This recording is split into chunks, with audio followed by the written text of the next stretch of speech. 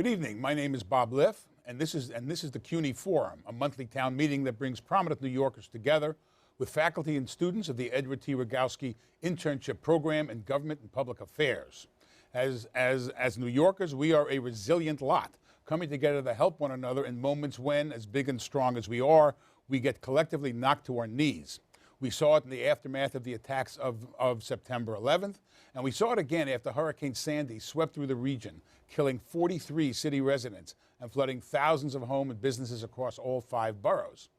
But as soon as the immediate crisis is past, we go back to what we do even better, fighting amongst ourselves and with the rest of the country. Long Island Congressman Pete King and New Jersey Governor Chris Christie showed that, at least for some Republicans, home counts for more than party unity, as congressional GOPers, even those from storm-battered from states in the Gulf Coast, forgot that we are supposed to be one country in times of need. Governor Cuomo's proposal that the state buy up many of the waterfront homes instead of having taxpayers chip in to rebuild them in what remains a floodplain has refocused attention on just how we should rethink the city in a time when climate change, the science deniers notwithstanding, is a constant in our lives.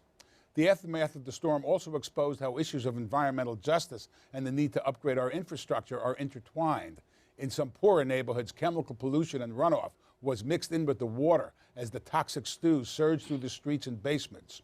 Power went out across broad swaths of the city, including virtually all of Lower Manhattan, showing the need to create smarter microgrids that can provide power and heat even as the broader grid goes down.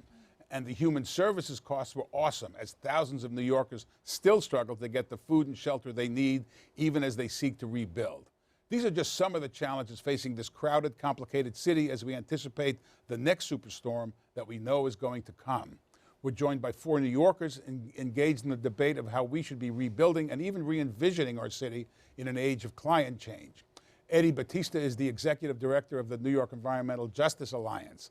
Lacey Sloan is a professor in the social work program at the College of Staten Island. Elizabeth Stein is senior attorney at the Environmental Defense Fund. And Owen Goodfriend is a professor of urban affairs and planning at Hunter College. Lacey, let me begin with you.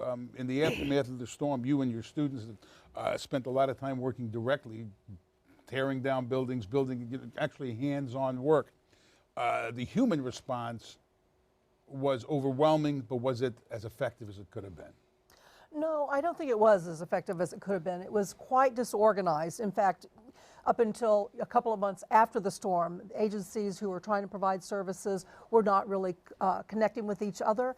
And some of our evacuation, especially of our more vulnerable citizens, people with disabilities and people who are older, was not very effective. And a lot of the lives we lost on Staten Island were due to that particular population not being effectively evacuated. Elizabeth, there was a great bit, I think it was on Jon Stewart, where they kind of scanned from northern Manhattan, which was all lit up, to southern Manhattan, which was totally black, and they described it as Little North Korea, which I thought was a wonderful description. I missed that bit. You all have been looking at, for a long time before this storm, but now re-looking at the whole idea of how we provide power, how we do infrastructure in this town.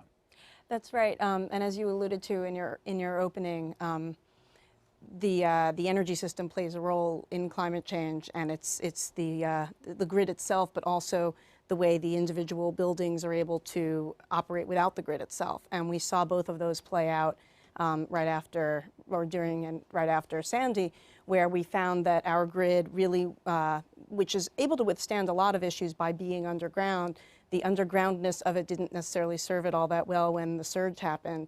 And then to compound that, our on-site resources that can keep some buildings running when the rest of the system goes down turned out to be, on the one hand, fairly limited, and on, I guess, the same hand, somewhat haphazard where they were located. So, for example, places that were serving as shelters generally were not necessarily going to have that kind of resource. Eddie, I was struck by some of the work you guys have done. You know, we've long heard about protests of environmental racism, environmental justice on the siting of facilities that maybe are less desirable to be in a neighborhood. And here you saw the results of those kinds of actions where the water in places like Red Hook, in places like Sunset Park, even I suspect in places like Hunts Point, where a lot of those industrial uses near people's homes, that really was a toxic stew. Yeah, I mean, we've been, it's one of those cases of you hate to be the ones that we told them so, but we've been warning city, state, and even federal officials since 2010 about the clusters of heavy industrial uses and heavy infrastructure all smack path in the path of storm surges. Our connection to this issue predates Sandy, predates Irene, predates the 3 tornadoes that hit Brooklyn. I mean, there've been warning signals coming our way now for at least a decade, right? In the late 90s, when the city last upgraded or updated its solid waste, its coastal zone management plan, there was something that for us was a real clear and present danger. It was this designation of certain communities where the city was sanctioning heavy industrial uses. Fast forward to 2010, city starts updating its coastal zone management plan. We go back to these same areas and we start mapping them with tools that we didn't have in the late 90s. And that's when we realized every single one of these communities were all vulnerable to storm surges. And of course, what that meant right after Sandy was you had storm surges sweeping through buildings that had heavy, and even light manufacturing uses and a lot of chemical uses, and the community being exposed to that potentially. Oh, and the governor's proposal that the state buy up some of these homes instead of rebuilding it, it kind of shows that we're in the early stages of rethinking how we plan the city and how we plan for the next storm. You're also a historian, besides being an urban planner and an urban affairs professor. I mean, how do we rethink this? I mean, this is rethinking on a grand scale. It is rethinking on a grand scale. I think there's 2 ways to answer that question. One is, we need to rethink our approach to infrastructure in the broadest sense, because we've been very uneven with this. Over the last 30, 40 years, we have spent billions of dollars improving some kinds of infrastructure, transportation in particular, and that's a good thing. But some of the less visible, less experienced infrastructures are the infrastructures that we have not invested in. And so there's been a lot of national conversation about how we need a smart grid, but we haven't really spent money on it locally. There's a lot of focus, again, on things that people can see, but the social infrastructure, how do you provide services quickly in a situation like this, that requires infrastructure that isn't needed until it's needed. And that's politically difficult to spend money on. The flip side of that, when you talk about buying up the land in some of these coastal zones, it requires a different approach than New Yorkers are used to taking. What we have done in the past is say, no matter what happens to us, we're still going to be the same people we were the day before it happened. And environmental sustainability requires an approach where you're willing to take into account the fact that the physical environment has changed, and for us to continue to thrive, we need to take a different approach than we used to take. Lacey, talking that we're the same people that we were before the storm hit. Obviously, the people you worked with in Staten Island, the people that you all worked with, know that we're not the same people. And have you had conversations with them? Are people willing to rebuild? Are people, I don't want to say giving up, are people adjusting? I mean, how do people react to people saying, well, maybe you, not them personally, but that building shouldn't have happened in those areas? Well, I think that there's a range of obviously reactions to the idea of rebuilding or not rebuilding. Certainly, we can now look back in hindsight and say there were areas, at least on Staten Island, that were never intended to be built on, and people wonder, why did we build there? And I think that at the same time, though, home has a very special meaning for people. And so to lose their homes and not be able to go back to neighborhoods where maybe their grandparents even lived, I think is very distressing to people. So it has, a broad range of impact on people, even in the face of reality where they know they probably shouldn't build. I mean, go ahead. You're gonna. Clearly, and part of the problem with the way resiliency and adaptation is talked about is that there's an impression that all resiliency is good. Well, not all, poverty's resilient, right? Cancer is resilient, like not everything that's resilient. Or you have communities where the situations for them before Sandy weren't optimal. So if we're talking about rebuilding to that same old standard, does that mean that some communities are going to have to deal with the ongoing clusters of disproportionate environmental burdens? All I can tell you is that we ended up having an assembly where nearly 200 people came at the end of January from the 5 boroughs, Jersey and Long Island, because we realized that these recovery conversations, what was missing was community. And our movement has a saying that if you're not at the table, you're probably on the menu. So our job is to get at the table. You know, You also, I'm sorry. I was just going to say that we have students that are currently working on exactly this set of issues right now, this balance of that resiliency doesn't have to mean restoring things to the way they were, especially if the way they were had embedded inequities or embedded previous policy decisions. But one of the things that both at the city level and the state level our governments have not been good at doing is, as you say, community outreach.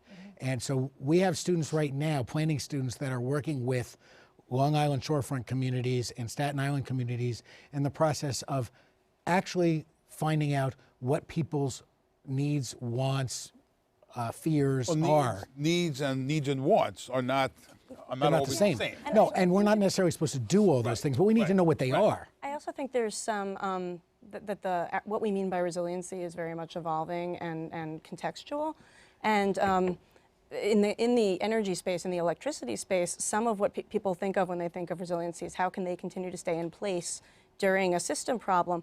And one of the natural responses to that, or one of the easiest responses, not so much natural, but the easiest responses is, well, I'm going to have an emergency generator, which is becoming, de rigueur in certain parts of, in certain contexts. But an emergency generator, at least as we know them right now, they are dirty. So on the one hand, they may make it possible for you to continue to operate. On the other hand, they're part of the problem more than they're part of the solution, or as much as they're part of the solution. And so you alluded earlier to infrastructure that isn't needed till it's needed. And one of the things that we're trying to move the conversation toward is distributed resources that are actually an asset year-round and can be turned to in the emergency. And when you're talking about power, you're talking about, I don't know if this is the right term, but kind of a modular system Exactly. where this piece goes down, but it doesn't knock down this piece. Yeah. I'm not the technical guy. No, and neither am I. I don't know who it is, but yes, a system where, and there were actually areas of the city that did succeed in operating in what you're calling a more modular way, areas where there are successful microgrids, but they were in a, I think almost without exception or without exception, in a campus context. So like much of NYU's campus near Washington Square. And in fact, Co-op City had combined heat and power systems that were hooked together with a microgrid, and they managed to operate and continue pretty normal operations in the midst of blackout conditions around them. But that kind of setup is rare outside of the campus context, and of course most of us don't live and work in a campus. Or no redundancies built into the system either. Yeah, Exactly. But you also had those redundancies. I mean, look at what happened. I guess the best example would be Bellevue Hospital, NYU Hospital, Yes. where they had all the backup generators and all the backup power, but it was at a low level. That's right. So you can have the best That's plans, right. and to some degree, I mean, we're analyzing. I don't think we're being too critical, but this was, although as the governor says, this was the third storm of the century in the last 4 years. But I mean, can you plan for something as overwhelming as this? And I think the argument is now we have to. You have to. We have to, and I think we can plan. And there's a lot of ideas that I think different organizations have brought to the table. I mean, one of the things that I don't think was lacking at all was the fact that the community really did respond. I mean, it was amazing to me. One of my favorite images from the whole, effort the first week or two was a group of Hallowed Sons motorcycle gang serving food for all the Motorcycle club. volunteers, a Club, club, right. okay, club, serving food for the volunteers of the neighborhood, and right next to them was a group of Sikhs, serving food for the volunteers. And so people just, since there was no one to direct them, they just kind of came out. We walked the streets wherever someone needed help, cleaning out their house or throwing the garbage, into the sanitation trucks. People just kind of, they did it. But it wasn't a coordinated response, which is where we definitely can improve our response. We can have those systems ready so that we know which homes we have, again, people with disabilities or who have mobility problems who can't evacuate, so that they're not the ones who get left behind. We can have ways to identify those houses, just like where there's children or where we have our pets, those little signs, so that we can get those people But out. some things were done, some great degree of the disaster was avoided. Think of what the MTA did in terms of shutting down the trains a day and a half before the storm hit, and we all grumbled, why are they doing it so far in advance? And I still think one of the most astonishing things is the idea of how the East River tunnels were flooded end to end, and the Brooklyn Battery Tunnel was flooded end to end. It's even now it's hard to get your mind around the magnitude of what happened in the city. So that kind of planning, some of it worked, but how do you plan for this mammoth assault on the city? Well, we have two different versions, and there's the MTA version that you just described. The quick answer is to listen and learn, and not everybody's willing to do that. And you mentioned earlier the importance of knowing when not to stay in place. The MTA knew not to stay in place. The contrast to that is New Jersey Transit was committed to running for as long as possible, and it's going to be 2 years before New Jersey Transit has as much rolling stock operating as it did before the event, whereas the MTA already does. That's a matter of learning from previous instances, listening to the people that dealt with responses and responding to them. We need to do more of that. Although, I mean, it's exactly right. I mean, part of the problem is the unevenness of attention, like that old saying, attention must be paid. When you look at the most vulnerable populations, and you don't have to even dig very far, you just look at the housing authority, you look at NYCHA, something like 20% of all of NYCHA stock, over 400 buildings, 35,000 units were impacted by Sandy. And they had the dry run, no pun intended, with Irene last year. The fact that between Irene and Sandy, there was no attempt to even prepare a registry of which tenants are seniors, homebound, upper floors. The fact that they knew this but didn't, and I totally get the ongoing chronic problem NYCHA has with its funding. No question about it. The federal government has abandoned NYCHA repeatedly over the years. That said, there's some things that need and can be done in advance of a storm, and I think that part of the problem is not understanding that. I think part of the problem also is people had their guard down from Irene. Irene and Sandy were two very different events. One was a precipitation, the other was a storm surge, and I think part of the problem is whatever events we're going to be faced with, we need to do a better job preparing more evenly across systems. Yeah, I also think that, and I'm not sure how you actually accomplish this, but in the learning from history front, as it happens, my mom grew up in Neponset. And I grew up hearing in the Rockaways, and I grew up with the stories of the waist-deep water in. I want to say it was Hurricane Donna. I hope that's right. I remember from the 1950s. I remember storms on I think Edgemere Avenue, what was then up to here, will probably now be up to here. But that was long enough ago that lots of people in the Rockaways weren't there, and what they were there for was Irene. And so in the lead into the storm, all these people saying, oh, they said Irene was going to be a big deal, and it wasn't. It's the boy who cried wolf. So, but I wonder to what extent people honestly had no idea that it actually wasn't even unprecedented there. I mean, it didn't do the kind of damage that Sandy did, but does the public information does the education that people are getting in advance of a storm just include the forecast and whatever their own little personal memory perspective has, or is there some... Except that the city had the Zone A and Zone B, and they moved to at some point you can't force people to act in their own interest. I mean, some of this is simple human nature. I mean, the tie, you talk about community, the tie that somebody has to their home will make them not take actions that they ought to in their own safety. Well, and we know, in fact, that I think at least one of the deaths was from a man who had left during Hurricane Irene, and his home was burglarized. So this time he was committed to not leaving his home alone, and he was killed. So unfortunately, history sometimes teaches us the wrong lesson, and we have to rethink. Well, and some of that does have to do with whose responsibility it is to make sure that people understand the nature of these threats.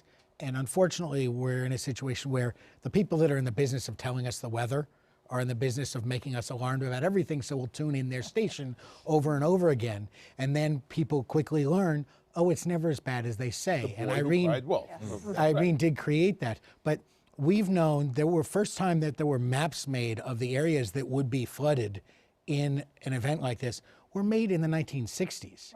That what happened was not something that was unanticipated. It's that people didn't anticipate it well. Well, except that we did evacuate hundreds of thousands of people before Irene, and in terms, compared to Sandy, Irene was a bit of a dud, and people felt, why did I go through all that? So I mean, so really the problem is, how do you convince people? I would think that people are now convinced. I will say though, I mean, it's one of the more worrisome things is some of the things that, I mean, I totally agree that there was, in terms of preparation, you know, it's kind of hard to knock how well prepared, you know, overall the city was. But then you think of the things that could have happened and we were like just hours away from happening. Give a perfect example. There's the Hunts Point Food Market on the South Bronx waterfront that, because high tide from Long Island Sound came hours after or before Sandy hit, the South Bronx was not overrun. It was hit, but it was not overrun. That food market is the nation's largest food distribution center. It's where 70% of the region's produce alone is handled. Had high tide coincided with the surge, and by the way, there are transfer stations and chemical warehouses all over that peninsula.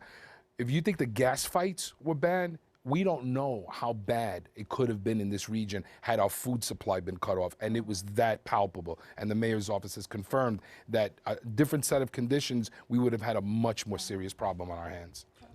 Well, I think one of the things that raises is, so you have the contrast between the MTA response and the New Jersey Transit response, Right. and the question becomes, in terms of entire industries or entire locations, things like the Hunts Point Market or certain housing developments, at what point can you force people to leave?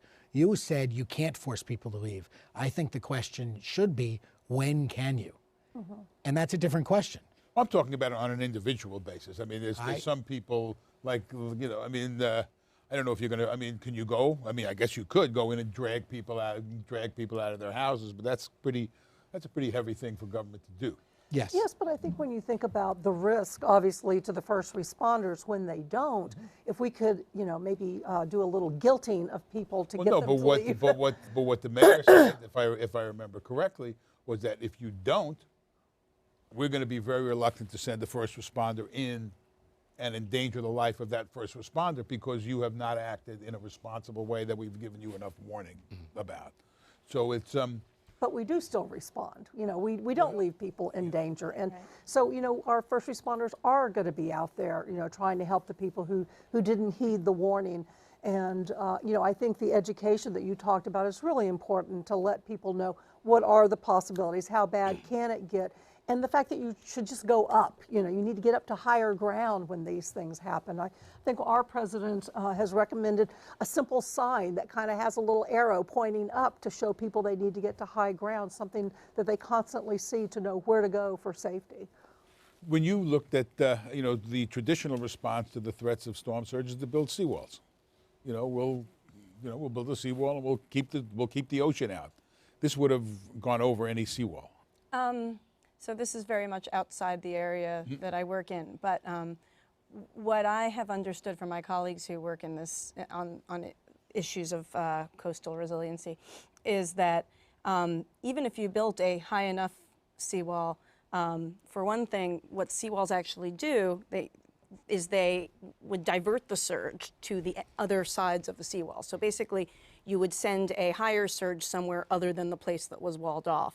And an additional risk or related risk that I was just hearing about the other day is that in a different storm, where it was the Hudson River that was surging, you actually could wind up keeping the Hudson in and exacerbating a surge. So it's my understanding is that seawalls as a solution are complicated. Well, it's very complicated. About as much as I'm qualified to say. Well, this would be repeating a mistake that we've made before historically. For 100 years, our solution to Midwestern floods was to build dikes and to build them higher, and to get all the water in the river and keep it in the river. And the nature of that is that the more you do that, the higher it makes the next flood. So no matter how many dikes, every time you build another dike, it means all the other dikes need to be higher. And this is this idea, the water has to go somewhere. And the thinking on that kind of flood control has changed to, you need to have places where you intend ahead of time to allow the flood to go so that it doesn't destroy what you need to protect.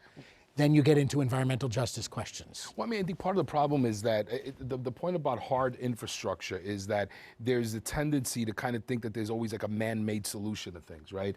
And we keep forgetting there are unintended consequences. So I'm not an engineer either, but I've heard other folks say nature's not going to be denied. Storm surge is a wave of energy. Right? That energy is not going to like faint at a seawall. It's going to go around the seawall, right? And in fact, the seawalls, well, no matter how far you design them, because the sea level rise within a few decades, they're going to be, already too low. And so you're talking about a solution to a problem that's going to get worse in terms of the severity and intensity of these severe weather events. It's just going to get that much worse. So what we should be doing is a mix. I can tell you from our assembly, 200 people, one person mentioned sea gates. Most of the people are talking about green infrastructure, about the buffers, about more adaptation that's required along the more soft edges, because what you need is to kind of reduce the energy that comes from a storm surge. And, hard surface is not the way always necessarily to go. And that was where a lot of the damage happened on the south shore of Staten Island. It was very natural marshlands where we shouldn't have been building that would have served as that buffer. But slowly over, excuse me, several decades, people were building there, and we're still not really sure how they got permits to do that because it really was a good buffer. Well, and the complicated thing is, it's one thing to say they should not have built, but they did. Yeah. Right. And the question of whether or not they should be permitted to rebuild or stay is very different than whether they should have been allowed to stay. What's your view of the governor's proposal that the state should buy up some of these homes in essentially wetland areas? I think he's trying to walk that line because he is saying we should buy them up, but he's also saying that we're going to leave the determination of whether or not the property is sold to the people there. To the owners of the home. So he's not yet saying we should use eminent domain and take the property in the places that should be ecosystem buffers, which I'm not advocating that he should. So he is trying to do the fine line. The problem comes when you have 400 homes in an area and 320 of those homeowners want to leave. What about the other 80? And there is a point at which for metropolitan public good, maybe they're not supposed to be entitled to. But how does that get decided? And who doesn't get to keep their home it feels unfair depending on which view you're looking at it from. No, absolutely, I think it does. And, again, looking at the environmental justice question, I mean, at some point they were talking about these giant seawalls essentially under the Verrazano Bridge, using, I think, the Verrazano Bridge pillars to kind of anchor them. That water would have wound up back in the Rockaways. Right, exactly. I mean, I think part of the issue about the buyouts is complicated, but I think you got to applaud Cuomo for at least starting the conversation on it. Because one of the things that I've heard about some of the homeowners on Staten Island is that just because you're a homeowner doesn't mean you're rich. Like your whole equity, your family's investment, everything is in that house. Who's going to buy that house now, right? So all of a sudden they're stuck with this equity they can't access. But there's also on the flip side of it a history of government, purporting to do the right thing and trying to move people, and because people of color have long histories with urban renewal, where it was really urban removal for a lot of us. Going back to Robert Moses. One of the big ironies of what happened with Far Rockaways, those public housing, most of the public housing that's in the Far Rockaways, those folks were displaced by Robert Moses to build Lincoln Center in the 50s and 60s. So it's like, there's a history and a context. So there are people already paranoid, frankly, and just because you're paranoid don't mean they ain't out to get you. When I was a reporter, I did some pieces on Robert Moses around his 100th birthday. One of my favorite quotes is from Reverend Gardner Taylor of Concord Baptist in Bedford-Stuyvesant, who said sometimes he forgot which Moses he was. So it was a wonderful quotes that you always remember. Yes. But the track record in terms of being concerned about how this will work and not trusting government with it is well-founded, because when government does end up feeling as though they need to use eminent domain, or in this case, the voluntary sale, there's still always that question of what's the fair price. Well, except that the governor has said, I hope I remember this correctly, that that the state was going to be offering these people their pre-storm fair market value prices. I believe so we're not going to say your home is now a dump, we're going to offer you $12. We're going to offer you the value of that home before the storm hit to encourage you to leave. I think if we always had that kind of fair approach to what we pay property owners when we need to take their property, people wouldn't be quite as suspicious of eminent domain. Well, but eminent domain often, you know, this is a different kind of an eminent domain argument than you see in the Columbia expansion into West Harlem, That's right. or what you saw around the Barclays Center. Eminent domain actions, which are for private development. I mean, Columbia is still a private development. So this is a different kind of eminent domain issue. I mean, I would also say that as important as it is to make Maybe there's a public aspect to the eminent domain, which is what eminent domain is supposed to be. I mean, as important as it is to make the homeowners whole, I think people are only now starting to realize just how disproportionate. I mean, Sandy was an equal opportunity, disaster, but not everybody was affected as badly, right? The Furman Center just issued a report that showed that half of all the people impacted by Sandy had a median household income of under $30,000 a year. So, it's not, the homeowners are the most visible, but there are a whole lot of other folks that have been impacted by Sandy that are the people that are not always seen, the people that are median working class or low income. And then you have those systems that government can't reach, like the grid. I mean, that's all Con Ed. How do you get the government to kind of work with Con Ed and make them do what they got to do, which is huge? Yeah. So, of course, Con Ed is regulated by the state, not by the city. So New York City's opportunity to influence what upgrades occur to the grid is mitigated or limited. But there is a rate case that has started that was actually supposed to be, the original filing date was supposed to be sometime in early November, and it got pushed back for obvious reasons. And there is a major rate proposal by Con Ed that includes significant system upgrades. And I know that New York City is watching it closely and weighing. Do those upgrades include any of the word I used was modular, but any kind of an adaptation towards the microgrid? We are still getting a sense of what's in the proposal.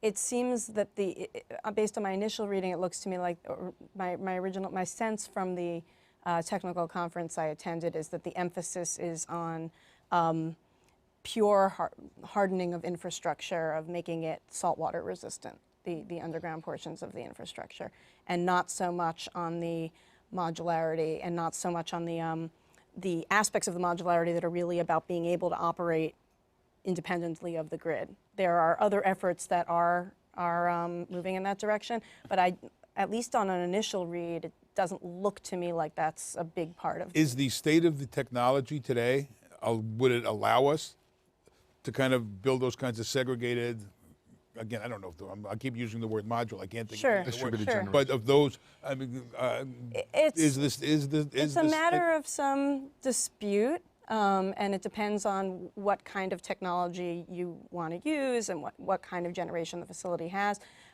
There are, from what I understand, portions of particularly the grid in Manhattan has areas that where it's difficult to interconnect a major cogeneration or combined heat and power facility.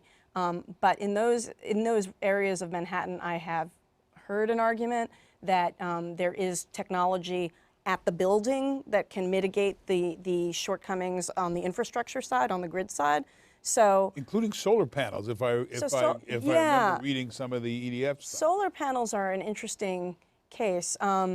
Solar panels are typically configured in a way where they must stop working in the event of a grid outage. And the reason for that is, frankly, safety. The fear, and it's very real, is that if the production of the solar panel exceeds the use of the building that it's mounted on, it's going to be backflowing onto the system, and a line that a utility worker thought was dead and had every reason to think was dead will be live when they come to try to fix it. There are workarounds for that. They are not that commonly deployed, and they are more expensive, I think, at the moment than the standard.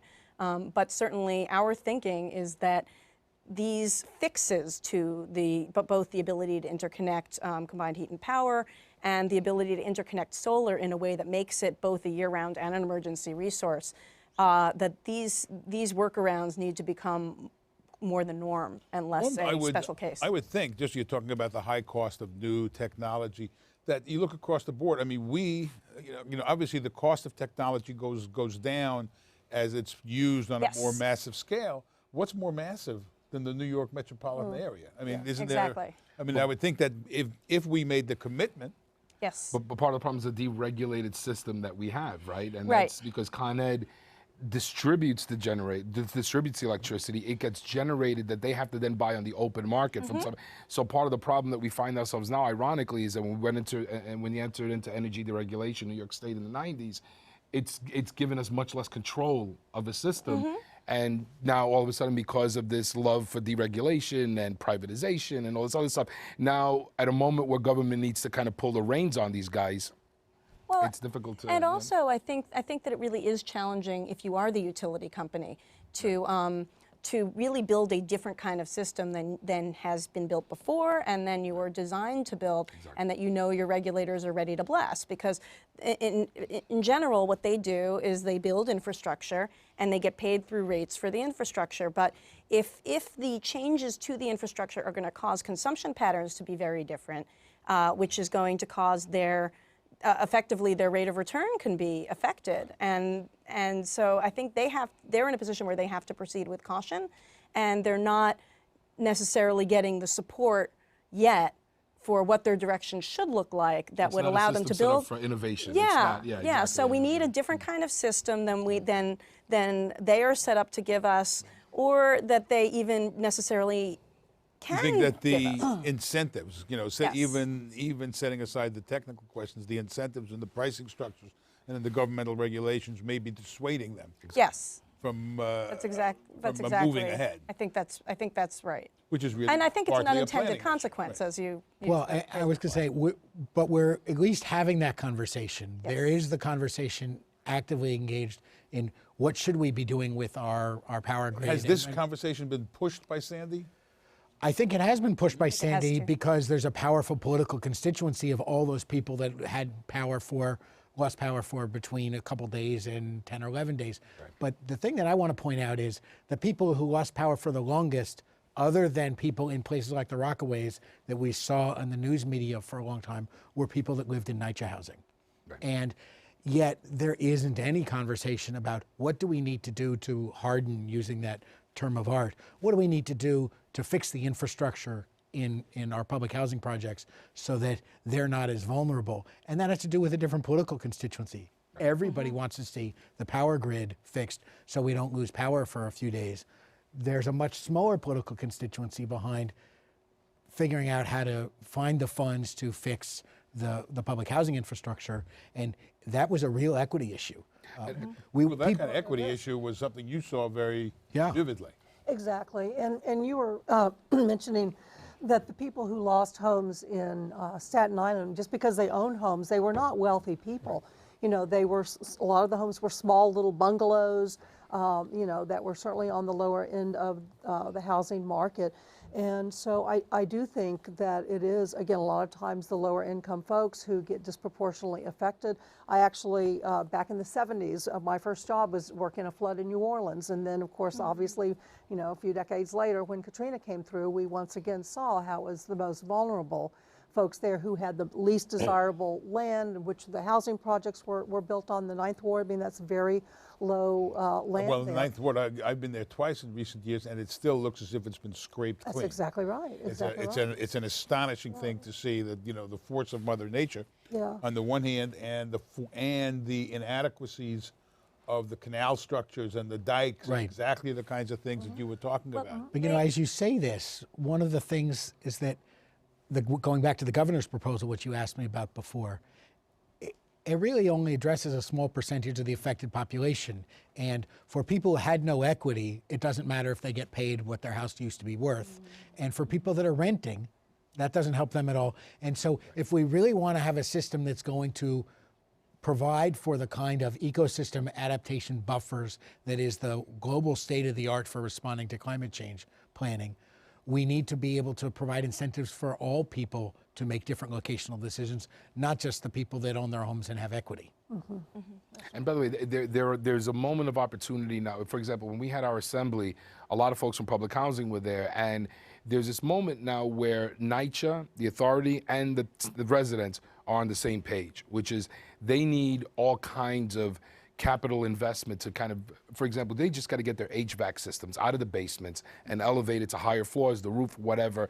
And so all of a sudden you have the residents and NYCHA saying, of that $50 billion that's coming in, some of that stuff has to be dedicated to, at least the NYCHA facilities are in the floodplains. But by the way, that $50 billion is not $50 billion. It's after sequestration. And these are the kinds of things that people aren't paying attention to. So that sequestration, what we're hearing from some government officials, it may be more like 47 billion, 46 billion. And so the circus continues in Washington and having very real impacts on people's needs. And a lot of the, the people who aren't at the table are the people who traditionally, or live in public housing. They don't always have their voice isn't always heard, and so they get left out again. Somebody who grew up in Linden houses in East New York, I've always related to it. Tell us your name and your campus, please. Good evening. My name is Carlos Soto. I'm from Medgar Evers College. My question is, with the small amount of marshlands that we have and they're vulnerable to pollution, has DEP upgraded their facilities to handle the storm surges that we'll be getting in the future? You're talking about DEP? Yes, About with the the water sewage- waste about treatment the sewage, plants. the water pollution control plants, what we used to call sewage treatment plants. But And some in the neighborhoods we still do. So yeah, about half of them have been I impacted. still call them housing projects and not development. Right, with exactly. With yeah. all due respect to nature. Us old school guys, Right. we still, we keep it real, right? Yeah, so the sewage treatment plants actually need, about half of them were impacted by Sandy. So what's interesting is that there is, the Bloomberg administration, my assumption is, has, they're going to have a really large and broad recovery wish list that they're going to try to get the 50 or now $47 billion to help fund. And the sewage treatment plants is right up there. I mean, part of the problem with the sewage treatment plants pre-Sandy is that it's a combined sewer, system, right? So that even when it Sanitary rains, sewers and right, yeah, right, exactly. So it's both sewers and rainwater. So even when it rains a little bit, so these sewage treatment plants, a lot of them are overrun, and we still get raw sewage pouring into the waterways around New York, and so in some ways this is an opportunity that we can both make these sewage treatment plants more adaptable, but at the same time, figure out ways to make them and deal with this whole problem of CSO outflows, where again combined sewer overflows, which are, again, disproportionately affect a lot of, and they're a lot near the remaining marshlands. So, and that's the other part. We have to protect the natural ecosystem because that buffer is what we're going to need to. In fact, the city's already saying they want to expand on, whether it's more dunes, better protection for marshlands, more. We need that green infrastructure to kind of deal with. If we're talking about adapting to a new world, that green infrastructure is going to be a key component of that. And unfortunately, the strategy that the city had been pursuing with DEP involvement to protect the environmental system from all this effluence when we have big rainstorms was to develop a system that was going to close the storm drains momentarily on and off, kind of like anti-lock brakes, to reduce the amount of water going into the CSO system so we weren't washing waste into the marshlands. But when you do that, you're increasing the backside. You're decreasing the drainage capacity and you're increasing the amount of standing water. So that to solve one problem, we're making another problem worse. So now they're back to the drawing board. So the answer is they're thinking about it, but the solution they have right now isn't a solution. We're just too many people in too small piece of land. Yes. Hello, my name is Abel Tavares from Bronx Community College, and it just seems to me like there's amnesia as far as storms in New York, because in the early part of the 20th century, there was a big storm that took out Canal Street, and why wasn't legislation put in back then? It just seems like we have amnesia as far as preparing it. The more time goes by and we don't see another storm, it becomes less serious. Is there like a limited time frame for us to put in legislation, or are those or work with Con Edison and state legislators as far as putting in those grids in that would mitigate the damage caused by storms that are this big? You know, basically the question in a way is that, you know, generals are always fighting the last war, and it takes an event like Sandy to make us look, but you know the next storm could present problems that we don't anticipate. Could be different than Sandy. Conceivably, it could be worse than Sandy. Well, the other part of it, though, is that the political system has an awfully short memory and a priority towards what we want when things aren't in crisis. Mm-hmm. And so the kinds of investments we need to make to respond to these situations are very expensive, and nobody wants to pay for it. And you also saw the rather astonishing example of, you know, I mean, the best example is congressmen from Gulf states. Yes. Who, you know, we have spent, you know, we send a lot more money to Washington than we get back as a state. So the kind of the toxic, it's not only toxic water running through the streets, there's a toxicity in our politics that is damaging our ability to do things together. You know, we're supposed to be a country. And this anti-science thing has just got real consequences. I mean, talking about amnesia, some of it are folks just kind of having their own ideological worldview getting in the way of very real world. Just to give you an example, I know that the Bloomberg administration testified in front of Congress when they were talking about the need to upgrade the FEMA maps. And they were saying FEMA is the Federal Emergency Management. The guys who did the guys who do the flood maps, right? For in addition to emergency response, and one of the things the Bloomberg administration was saying to Congress and FEMA was, you need to include sea level rise in your FEMA mapping and your projections. And they were told, no, we don't believe in sea level rise. You don't believe in climate change. I mean, what do you do when you have people that, you know, can't pass, you know, basic science classes at like BMCC, you know, one of the CUNY schools, and these are the guys that are running policy for the country. You know, especially when you look at the beliefs of some of the people on the Science and Environment committees in the House. And to the credit of the city, the Plan YC, the original Plan YC, did an excellent job of forecasting where we needed to worry about storm surge. I mean, the city has institutionally has a really pretty good understanding of where the vulnerabilities are. So I hadn't heard that story about FEMA, but it's finding ways for cities to take care of themselves when they have the expertise is, I think, really important. Mm-hmm. Although when you say it that way, the idea that cities are supposed to take care of themselves, No, they shouldn't have to. That's why we have a situation where New York City taxpayers are willing to send relief funding to the Gulf, but the Gulf isn't willing to send it back. There is a national notion that New York City should take care of itself. Mm-hmm. And that's a problem. Well, there's a national notion that doesn't understand how much more money we send to Washington. I think we need to be able to, but I don't think we should. Let me, Right. please, I was just going to say, I think that in any social problem that we look at, we are very short-sighted. We do know long-term solutions, but people are in the legislature are looking, you know, 2 years down the road, and therefore to spend the money that they need that will, you know, reduce, you know, loss of life and property. But that's a phenomenon even in the economy, the way, Exactly. you know, Yeah, we're very short-sighted. Investors want short-term profits instead of investing in long-term development.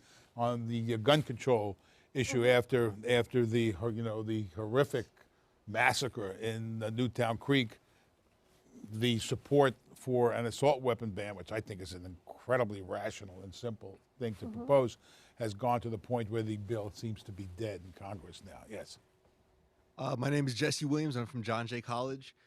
And my question has to do with the topic that was touched on very briefly, but I'd like to get your opinion on this. I did many years on active duty in the Army. And so I responded to Katrina, Ike, after the earthquake in Haiti. And I also did a little bit of time in the National Guard, and I responded to Irene. And my experiences were vastly different. In the active duty, you know, things were very lean and mean. On the lowest level, you're responsible for taking care of situations, making things happen. And in Irene, working with OEM, OEM was absent. And that was one of the reasons why we got called in. That's the Office of Emergency Management. Yeah. That's the city office. We got called in after the subways were shut down. So we walking to the armory in the rain, going out to all of the outer boroughs, and the resources weren't there because we were trying to get them through OEM. And I worked with, like, you know, Team Rubicon out on Staten Island following Sandy. And when you're working with an organization where everything's like lean and mean, you seem to get things done very quickly. So is there a movement to maybe scale down OEM or break it up and make it something that's a little bit more responsive? Well, I to mean, the I needs think the part of it citizens? is that when you talked about what happened in Staten Island, where people responded on a human level, you know, I would hope you're never going to stop people responding on a human level, but at some point there has to be a coordinated, citywide, larger response. There has to be, it's easier to save the world than it is to save one person, and everybody's going to come in and try to save one person. But that doesn't mean that the kind of lean and mean, hands-on, street level work that he was doing in the aftermath of Katrina and Irene, there's still that doesn't say you don't need the kind of citywide structure. What I heard from folks in the Far Rockaway is that the first two representatives of government they saw was the National Guard and the Department of Sanitation. Those are like the first two agencies that were out there, right? But everything else was like first responders, as you mentioned. Many times first and last responders is community. They're the first ones there when something's breaking out, and they're the last ones there after everybody's long gone. And there's a real, I think there's a growing appreciation for understanding people's experiences on the ground. I'll give you a perfect example. In Red Hook, in one of the buildings that was the lights went out, that was overrun by the stormwater, the surge, the residents in the building were telling the housing authority they kept pumping the water out of the basement.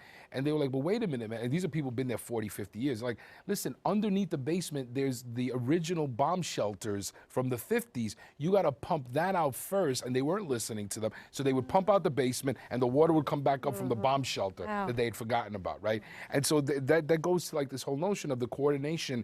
If you're not valuing community knowledge and community expertise, sometimes people know that there's a bomb shelter and people have long forgotten this stuff. You know what I mean? So I think we need more coordination, not less, and certainly not a smaller OEM. It would have only taken, one designated organization, be it city or non-governmental organization, to have been the contact where other groups could have gone to say, where do you need me? Because as it was, we showed up and they're like, hit the neighborhood, we don't know. And that's with the Red Cross there, that was with the National Guard there. Certainly the sanitation department was wonderful and they were out there, but we needed someone that could have been the point person. It also certainly would have helped if there had been known in advance where people could shelter safely with energy, because without energy you can't charge your cell phone, and without your cell phone it's really, really hard to be coordinated with anything. And there were, entire sections of the city where people were not able to communicate solely, really not because of a problem with the telephony, or not only because of a problem with the telephony, but because of not being able to charge. And actually, Payphones, by the way, street payphones work off of a different grid. In power outages, they work. Well, and we should also mention the 911 system. It's amazing. Though. The 911 system at least failed out where we were, and so I heard our elected representatives talking about people were Facebooking them, and they then had private numbers to be able to get people out to evacuate them. But well, I was going to say, this is what I said early on. The coordination of social services is the infrastructure that was, in a lot of ways, most lacking. Transportation system, the power grid, people roughly knew what was going on, and certainly transportation, they responded very affirmatively. The invisible infrastructure of the social services infrastructure was unprepared and uncoordinated. Let me try to get one more question, and we have a couple of minutes left. Yes, ma'am. Hi, my name is Sherry Ayub from Staten Island College, and I was just wondering what your opinion was on, as you mentioned, the sequestration. The sequester, yes. That's going on in the government, and where you see the government's priorities are on that issue, and where funding is, and why isn't it getting to the people impacted? Well, there's a very small question. That's a very broad. The sequester was planned, 2 years ago, saying that we're going to cut X percentage from all of these departments, without regard for even with what they do, and et cetera, et cetera. So that's kind of a ham-handed approach. And I guess the analogy is the difference between when you try to look at things from a bird's eye view or you look at things on the ground, that there are very different imperatives. So, but systematically, I think what's going on in Washington, I think we've learned that we do have to depend on ourselves more than we ought to.